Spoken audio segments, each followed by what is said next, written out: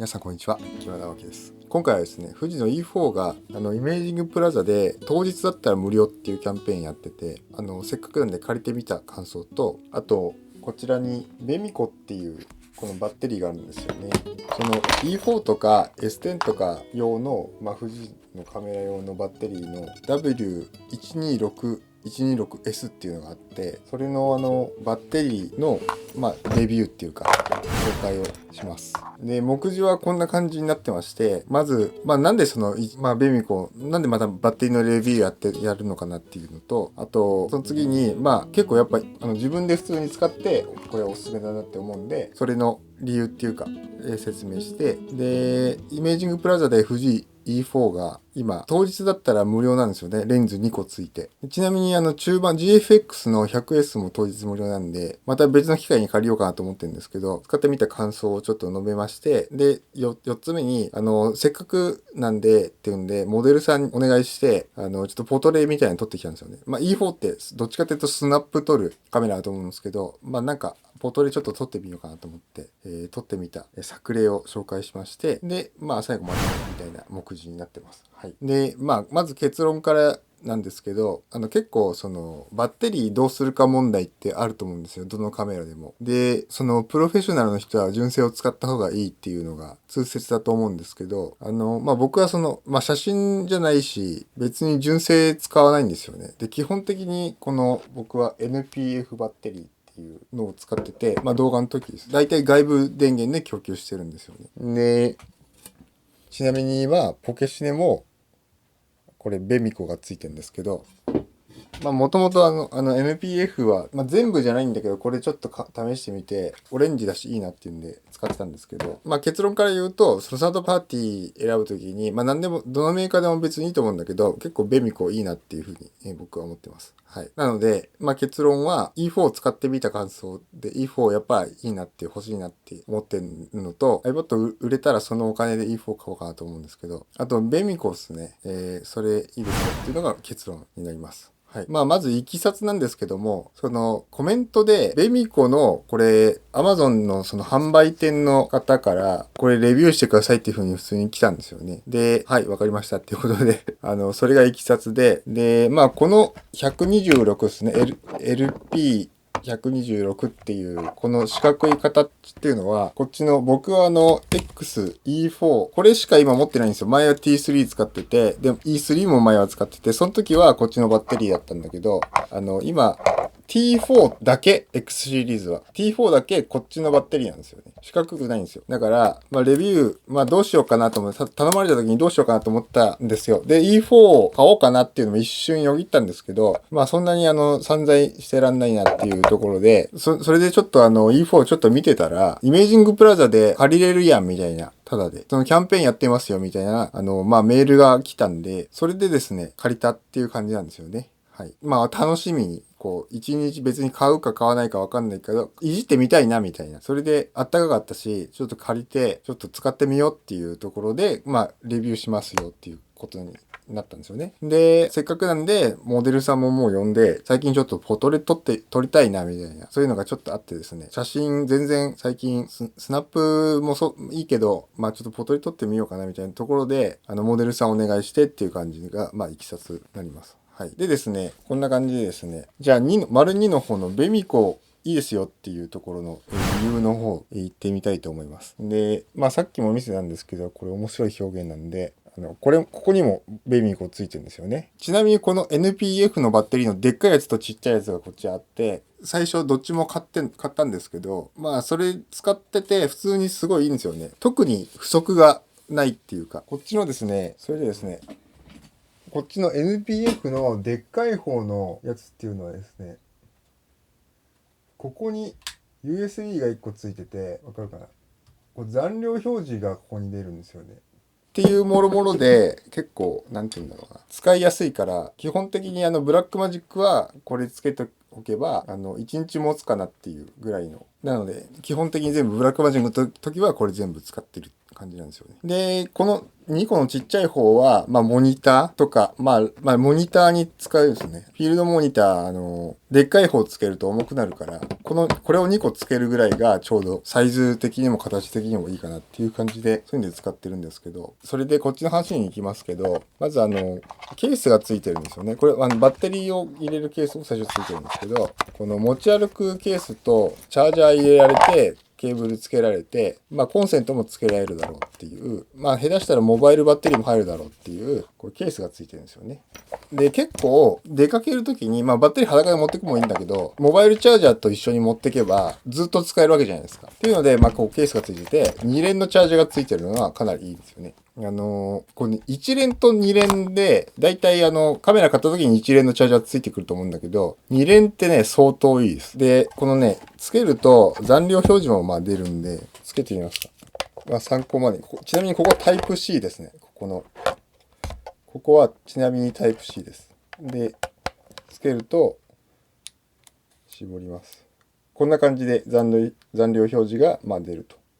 っていう感じで、出先でもこういうモバイルバッテリーに挿してできちゃう。モバイルバッテリーちっちゃいのしか入らないですけど、っていう、良さがあるんですよね。で、この2連と1連って全然違くて、帰ってきて、これ1連チャージャーだと、普通に考えればわかると思うんですけど、1連チャージャーだと、例えば寝る前に1個挿して、で、2個空になってるのがあったとしたら、寝る前に挿して、じゃあチャージ終わるまで一晩かかりましたっていう次の日また使いますっていう時に、1個バッテリー空なんですよね。2連だと、ほっとけばいいじゃないですか。これ、挿して。っていうところが、なんか一番いいところ。2連のね。で、もう一個あって、この色がついてるところが最も特徴的で、他の打感バッテリーと一番違うのはこの色ついてるところなんですよね。だから、例えばですね、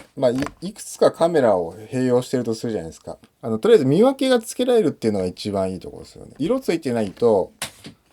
こちらに僕のバッテリーのなんていうんですか、バッテリーステーションがいっぱいあるんですけど、こう色ついてる時にこう、ちょっと暗がりでこうやってあった時にこう一瞬でここにあるなっていうのが分かるんですよね、ベミコの場合は。で、他のやつ黒いと実はここにあるんですけど、暗いところで目立たないとかっていうのがまず一つで、それから実はそのシステムを併用している時にですね、ちょっと似てるんですよね、視覚だと。それ微妙な違いなんですけど、他のバッテリーと間違ってこれとか大きさ本当ほとんど一緒なんで、間違って持ってっちゃったりすることが結構あるんですよ、僕。1個はこのベミコにしとくと一瞬で見分けつくんですよね。あんまりにもその間違って持ってっちゃったりしてたもんだから、僕はスプレーで色塗ったりしてたんで、このね、オレンジで見分けつくっていうのはかなりすごいポイントなんですよね。なんでつけないんだろうっていう、他のメーカーは。なんで黒なんだろうっていうのもあるしね。こうあった時に暗がりでそんなに見えない時に、あれどこだろう、どこ行ったんだろう、あったっていうかなりの目立つポイントがオレンジの良さと、やっぱりこう見分けが、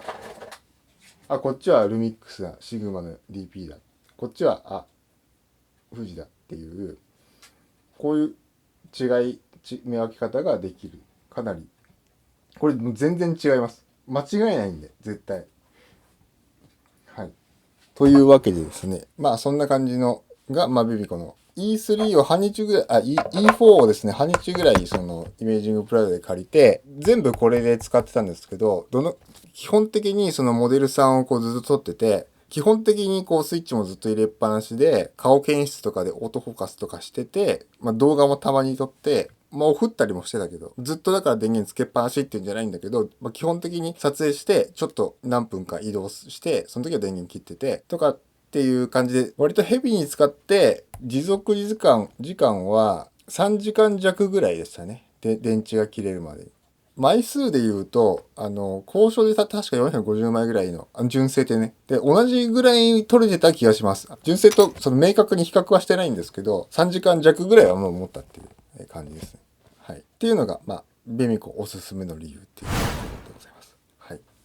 そしたらですね、今度は E4 を使ってみた感想を言ってみたいと思います。2021年の3月現在で、当日だったら無料で借りられるんですよね。で、レンズが2個つくんですよ。だから 27mm と 35mm 借りて、本当はね、フルで1日使えるんですよね。借りて。で、ちょうどいい天気だったんで、使ってみた感想なんですけど、どっちかっていうと、スナップを撮るカメラなんですよね。それでポトルで使ってたっていうところで、もっと連写したいなとか、あれ、オートフォーカスもなんかあんまり合いにくいな、T4 の方がシャキッとくるのになっていうのはあったんですけど、あとこう、ボタン欲しいなとかっていうのは使ってて、いつもこっちに慣れてるから、そういうのはあったんですよ。ボタンとか全部削ぎ落としてて、ここのフォーカスレバーとかないんですよ、E4 って。で、それが、ガチで撮りたいときは、やっぱこっちなんですよ。ただ、もうめんどくさい時なんですよ。E4 使いたい時って、こういう、もうやるのが。そういうのが嫌な時なんですよ、そもそも。だから、なんですよね。ちょっと、黒板消えちゃった。そんな感じで、そういう細かい機能のなんか優秀さっていうところはもう見ないで E4 を使ってみた感想なんですけど、やっぱりまず手に持ってみて、グリップがないんですよね、こっちの。でグリップがないから、こうは持たない。持ち運ぶとき、こう持ってますね、基本。で、ここになんつうの、フォーカスのところこう持ってて、なんかこんな風に運んでます。または、もうちっちゃいから、こうなんかこんな風に持ってる。または首から下げるかなんですけど、僕は取っちゃってネックストラップが。っていう感じですね。で、軽いんですよ。これと比べると、なんか全然軽くて、で、サイズ感はだいたいほんとこれぐらいなんですよ。前の動画でもちょっと出てるんですけど。だからそのね、なんかね、開放感が半端ないんですよね。開放感っていうかで、XF27mm の、第一世代を借りたんですけど、これよりは熱いんだけど、そのね、開放感たりは半端ないんですよ。そのなんかこう、すがすがしいんですよね、なんか。持ち運んでて。で、身軽だから、で、カメラバッグ1個しか持ってないような状況で、レンズも軽いじゃないですか。だから、すごい移動しながら撮影するとか、超楽なんですよね。で、ここで撮ってみようっていう時に、ここどうかなっていう時の、なんかこう、準備をいつもしてる体感があるんですけど、それのめんどくささが、ない。レンズ変えたりする時の、ごそごそやる、そのめんどくささっていうのがとても少ない。だから、身軽、もうそれ当たり前なんですけど、身軽なんですよね。それで、その時の気持ちも軽いんですよね。荷物が軽いということは。気持ちが軽いっていうことなんですよね。で、それが半端ないなっていうふうに思いました。なんだけど、なんか、これよりはでかいから、これよりはなんかしっかりしてるんですよね。このシャッタースピードのダイヤルもあるし。そのなんか絶妙なポイントみたいなところなんですよね。来てる。絶妙なポイントに来てると思うんですよね。E4 っていうモデルは。これだとなんかね、ちょっとおもちゃ感が、拭えない。軽すぎるっていうか、カメラじゃないくておもちゃかもしれないなっていうぐらいのサイズ感だと思うんですけど、これいいんですけど、このぐらいの E4 のサイズっていうのは、その身軽さを感じて、なんかでもカメラとしてのこうしっかりさもみたいなのも感じて、そういう絶妙なポイントにいたなっていうのがあります。だから、そういう感じですね。はい。で、ファインダーもついてるしっていうので、炎天下で外で撮るときとかは、ね、液晶見にくいじゃないですか。ファインダー見るとフォーカスもわかりやすいし、マニュアルフォーカスとかも使いやすいし。なので、感想としてはすごい良かったっていうのが、感想なんですよね。ちょっと間違って iPad の黒板消しちゃったんで、ちょっとこっちのメモで。そんな感じで、日曜日だったかモデルさんの、ポトリを取ってきましたってで、スナップはすごいちょろっと取ってきましたので、作例を、ちょっとどんなのが取れたかっていうのが、見てみましょう。はい、それではですね、作例を順番に見ていこうかなっていう感じなんですけど、今回のモデルさんはですね、女優の、杉谷玲奈さんっていう方です。インスタグラムのリンク貼っときますので、よかったら覗いてみてください。レンズが 35mmF1.4 をつけたんですよね。で、フィルムシミュレーションが最初、プロビアにしたんですよ。これちょうど噴水で天気も良くて、なぜか、シャボン玉を盛大に、飛ばしてくれるおじさんがいてですね。で、撮った一枚っていう感じで。風が綺麗でいい天気だし、もう色はもう申し分ないですよね。ちなみにバックの木は少し輝度を上げて、ロー現像しちゃったんですけど、これは JPG そのまま。で、これは別テイクを色ちょっと変えてみました。こんな感じですね。ずんずんいきましょうか。で、この辺は少し、露出ダイヤルが確かあるはずなんで、プラス1ぐらいに確かなってるはずなんですよね、露出。で、プロビアってやっぱこう、ブルーが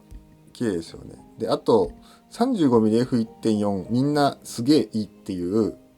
理由が分かったです。分かりましたです。柔らかいんですよね。柔らかいんですよね。この辺からエテルナ使ってますね。このブルーが全然違うっていうところ。あとこの少しくすんだトーンっていうのかな、コントラスト優しめで、これはこれででもいいなって思います。これは後ろに背景日比谷公会堂があって、で電灯っていうんですか、鉄柱っていうんですか、ライト街灯か、それでこうよくある感じの、よく見かける感じのをちょっと撮ってみたんですけど、結構ポートレート僕自身は全然撮んないんで練習したいんですけど、まあ今回本当に自分の練習、レビュー動画作る名目だけど、自分がただ練習したいからやってた感じがあって、この辺からこれも 35mm だった気がするな。多分これはねクラシッククロームで撮ってると思うんですよね。やっぱいい天気やったですね、この日はね。でこっからあれに変えたあれですね、クラシックネガです。結構ハイキーめにしちゃうと、その肌がなんて言うんだろう、肌がこう綺麗になんていうの、明るくなるんで、それはいいなと思って。グラデーションとかっていうほどじゃないじゃないですか、こういうのって。だからこうちょっと明るめに撮るのいいなって思います。この辺とかも。でよくインスタグラムとかで見るやつ、シャッタースピード作戦もちょっとやりました。こういう、これは60分の1秒ですね、こういうのが。でちょっと場所変えてカフェ入って、星のコーヒー店入ってみたんですけど、これはね多分クラシッククロームに結局行き着くところが、僕はクラシッククロームなんですよね。これ今撮影してるのが3月19日で、今日ライトルームクラシックと CC のアップデートがあって、でアップデート前の時は E4 のローになんか対応してなかったんですよね。Mac のデフォルトのフォトス経由で、ライトルームに送ったら CC に送ったら開けたんで、それで今開いてるんですけど、 E4 で開けないなって方はアップデートするといいですね。はい、多分ローが3つぐらい種類あるんですよ、富士のやつって。非圧縮ローとちょっとロスレス圧縮と、あと圧縮っていうのがあって、非圧縮にしといた方がいいですね、とりあえず動作確認する前はっていう感じですね。でここから 27mm にここを変えたんですよ。外出て、これ新橋なんですけど、で夕日とあえてだからE4 でポートレ撮るっていう時に普通に中望遠 56mm とかつけるよりも、標準の画角とあと広角で行ってみようかなっていうのが、実験が僕のありまして、普通のポートレだったら別に中望遠にして背景全部ぼかしちゃうみたいなのあると思うんですけど、それもちょっと飽きちゃったんで、広角でなんかいろいろ撮ってみたいなっていうのがあって、で撮ってます。これはかなりかっこいいんじゃないかなって思う。これがフォーカスが来てればこれかなりいいショットだったはずなんだけど、その辺がねちょっとこれはこれでこっちを使えばいいのかな。 27mm ですね。でレンズフードをつけた方がいいですね、逆光の時はね。多分僕はつけてなかったんで。で東京駅の方来て、基本的になんかもう逆光がひたすら好きでですね、僕はもう夕日をバックに何もつけずに露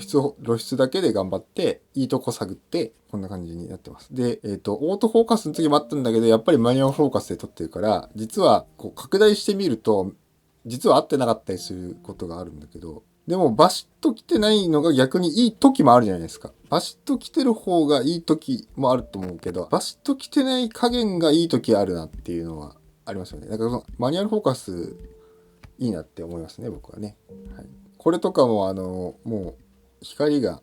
綺麗で、これ何で撮ってるのか、多分クラシッククロームなんですよね。ここからずっと全部どうやって選べばいいんだろうっていう感じなんですよね。これ何枚に落とし込めばいいんだろうっていう感じで、こっちの方はもうまだセレクトもしてないんですけど、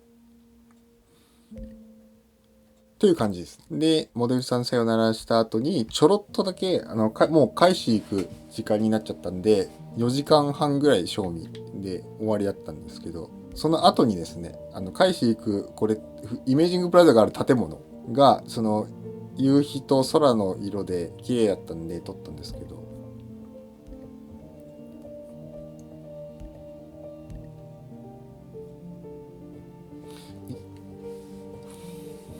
で動画なんですけど、やっぱり歩きながら撮るとか、こうその場でこう足を踏み込まないで撮ればこんぐらいのものは撮れる感じです。でチルトスクリーンはやっぱり便利だ。やっぱりね使いますね。チルトになってると。チルトじゃないとこう自分がこうやってやんなきゃいけない。まあそれはそれで楽しいかもしれないですけど、チルトあるとまあこう自撮りで撮ってもいいですしね。まあチルトあった方がまあ便利は便利です。ない良さっていうのもあると思う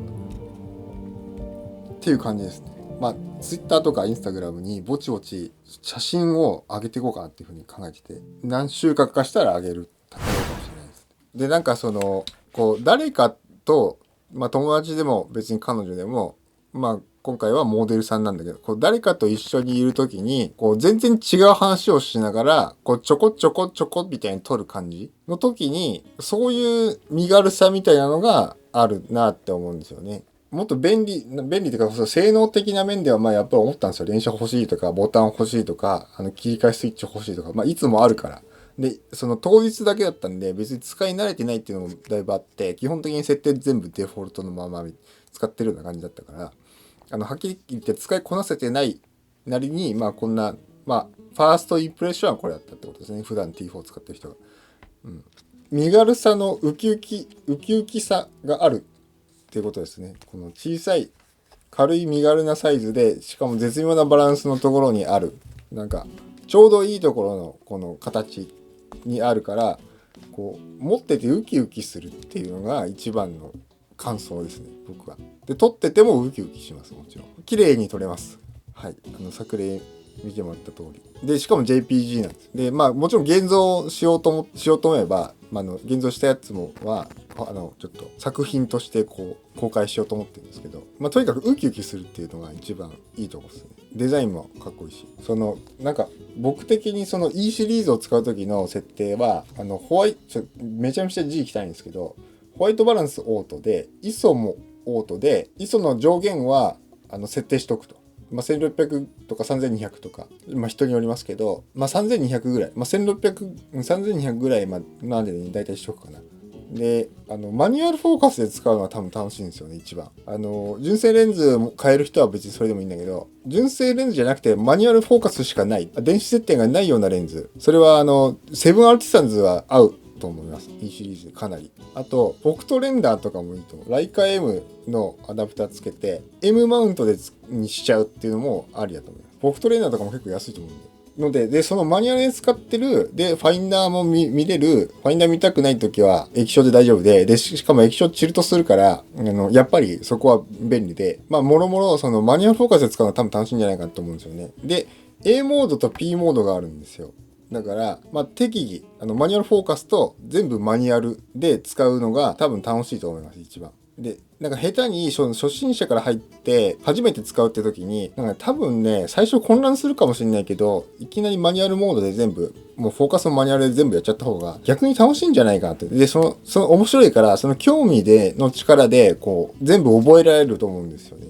シャッタースピード遅いと何なんだろうみたいな、明るくなったみたいな感じで、こういじってて、数字も何もわかんないんで。っていう感じで、なんかこう、いじりながら多分覚えられるはずなんですよね。E4 とか使ってれば。これもだって、いじりながら全部覚えられますからね。まあ、そういう感じの、まあ、使い方がいいんじゃないかなと思います。はい。まあ、こんな感じでですね、機材の紹介、それから撮り方ですね。あと、生活に役立つライフハック、たまに音楽やっておりますので、よかったと思ったら、グッドボタン、チャンネル登録の方もよろしくお願いします。いろんなタイプの動画を、いろんな作り方をすごい試してて、でまあ、それが一番面白いので、またこう、なんていうんですかね、カフェ紹介もまたやりたいと思いますし、あと、8K とかのやつやろうかなとかって思ってるんですよね、せっかく春だし。と、まあ、普通にこう喋る感じの、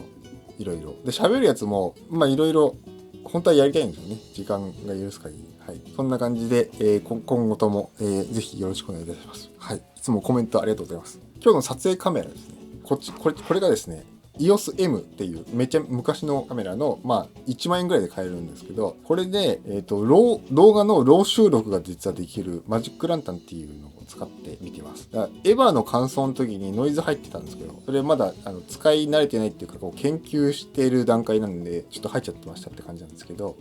今回は多分大丈夫だった。で、まあ、先ほども見せましたけど、ブラックマジックの方ですね。ブラックマジックのポケシネで、ベミコのバッテリーがついてて、まあほとんど減ってないんですよね。30分ぐらい撮ってるんだけど。でアリフレックスの 16mm ですね。シュナイダークロスナッカーアリフレックスの 16mm F2 です。それではまた。